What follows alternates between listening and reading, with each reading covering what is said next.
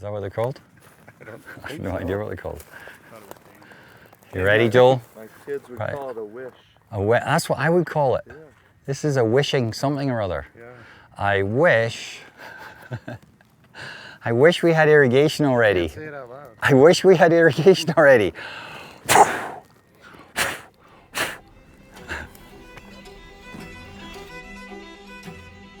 In part 5 of this series on growing Gamble Sands, we got the skinny on the first 6 holes.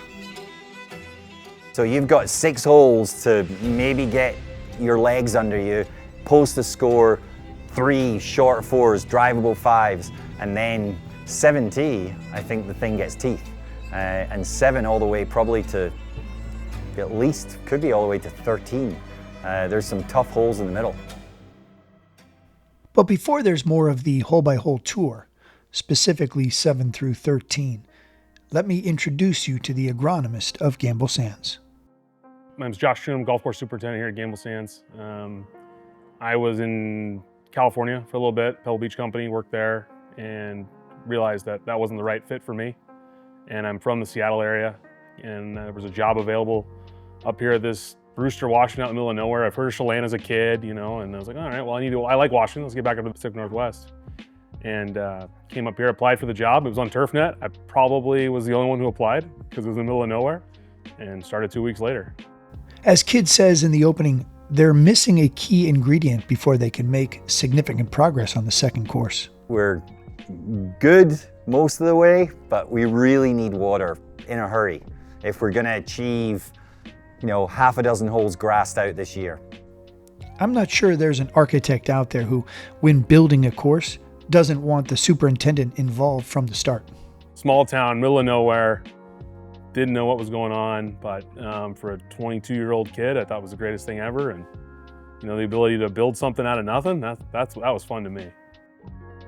Truan's trail to Gamble Sands started at Rutgers University, and from Pebble Beach and Spanish Bay, it was on to Central Washington in September 2012. I remember meeting David on probably my second week there, and I was just out doing my thing, mowing and working on stuff, and he started asking me design questions. I'm a 22-year-old assistant superintendent, don't know nothing, but he wanted my input. So being able to give my input as a young kid and work with him and learn from David and those guys was awesome. We need a T in between the yellow and the green. Oh yeah, because of the big jump. The big jump. Yeah. If we can avoid that Oh, big jump. But we can make that work. Truan has been the common denominator to the grow-in of Gamble Sands, Quicksands, and the Cascades putting course. I think this one's going to be better. I think our grow-in's better, our technique is better, our crew's better. Just everything about it is more experienced. Golf at Gamble Sands, a little like Bandon Dunes, is mostly all fescue grass. You can see behind me the views and the expanse and the sand we're on. I mean, it's a superintendent's dream. I mean, you can't create a puddle if you tried. But is it a dream job for the staff he had to assemble? That's always the question with a remote destination. I remember the first couple of years, it was rough. It was rough finding people. We went from we had 2 bartenders, you know, and it was 8 hours a day, and that's how long the bar was open. And now we've got people lining up to work here. We got 100% return of our greens crew this year from last year. Half of them were seasonal. So we returned everybody. We have a 31-man crew right now. So that's pretty good. 16 guys came back, and I'll take that every time. We had over 100 people apply for greenskeeper jobs. 100. 100. You took that to any golf course superintendent and say, hey, you got 100 guys for 3 spots. That means something. In the summer of 2025, Truan's crew is up to 65, and he'll keep roughly a third of them employed through the winter, which is when they get creative and pitch in wherever they can. Hate being laid off. I want to go do stuff, and I remember having a conversation with Tori Wolf my second year here. I'm like, hey Tori, you know, I'm willing to work, man. I'm willing to work in the snow. We'll do whatever needs to be done. And I remember putting a tool belt on and helping frame the restaurant. And ever since then, it's like, well, what else can we do? What else can we be involved in? And it starts snowballing. And so now it's, you know, everything that we're involved with building new construction, you know, with infrastructure, septic, sewer, power, water, all this stuff, installing that with some help from other contractors. We're involved with all of all the maintenance on property, whether it be the light bulb needs to be replaced to plunging a toilet. And I've got guys that go do that off my team, down to helping out with consulting with the family's Little League field that they have. Meanwhile, back to 2023, and Kidd is still in search of water. It's always a giant deal on a new build the minute you can push water, especially in sand, because you can't shape dry sand.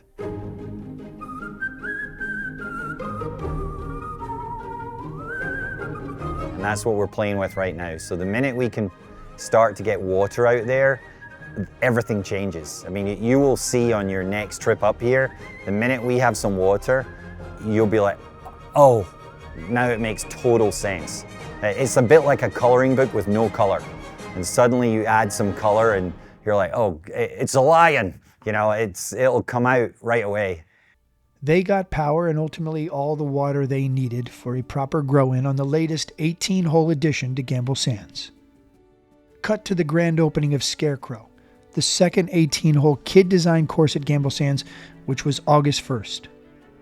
And it's safe to say the roots of this agronomist, well, they run deep.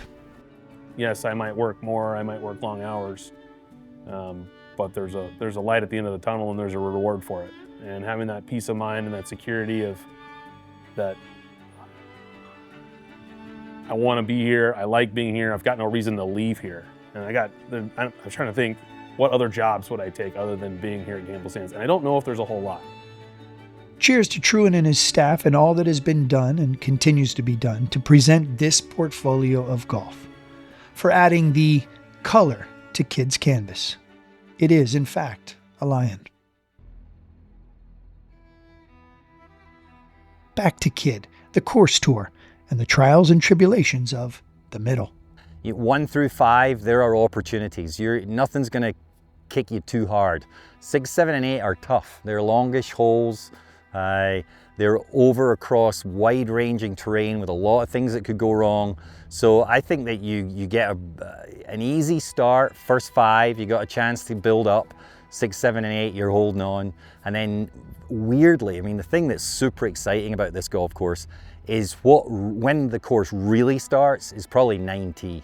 You start on 9T and it never lets up. I mean, and not that it isn't before that, but 9T is like, you know, the guitar solo in a Led Zeppelin song, and it doesn't stop, and you're one after the other. And the great thing is, anybody watching this will probably call BS on it. Come have a look. Just like the first course, this course explores the edges of this high bluff looking down into the Columbia River Gorge. And you play 1 through 8 kind of internal. You're playing through these sand dunes and rumply terrain, but it isn't really till you get to 9T that you play to what feels like the very edge. That is our first infinity green. You're playing a relatively short par 3 to an infinity green that's just hanging out there in space, and you're looking at the entire breadth of the Columbia River below you. It's probably it is the biggest, baddest view of the river anywhere on property, is from right at that spot, and that's where it starts. You then fall down into number 10 and play all the way inside dogleg, left to right, to a hanging green out on a point. You're playing 11 right out into a little gap between 2 big hummocks with the river behind again. 12, you're playing up along a canyon that's 80, 100 feet deep.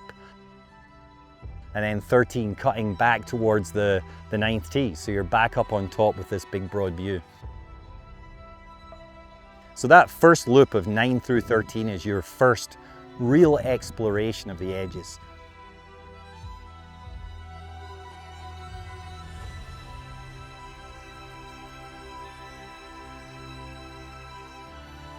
It's pretty amazing that we've got this parcel of land that has edges that are so perfectly laid out for the imprint of a golf layout on top of it.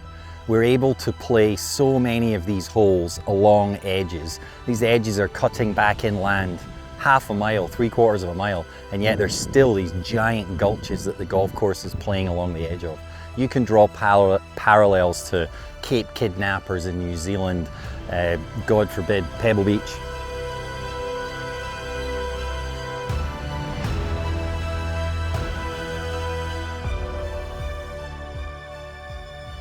There are very few golf holes in the entire 18 that aren't somehow, some way interacting with this edging.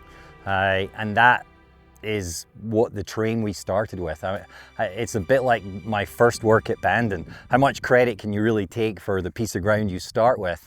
Hopefully the credit you take is you're smart enough to use it and maximize its potential, and then try and be as restrained as possible where the ground is damn near perfect. Next up on the subject of perfect, it's the finishing stretch. And a lot more with Nick Shawn, Kidd's partner and lead associate on Scarecrow. There is no one here right now that worked on the first golf course other than Tori and Josh. No one. So, you know, a little friendly. I'd like to outdo the last guys. Competition brings excellence. Yeah, if you're not trying to do the best that you can possibly do, then why are you showing up?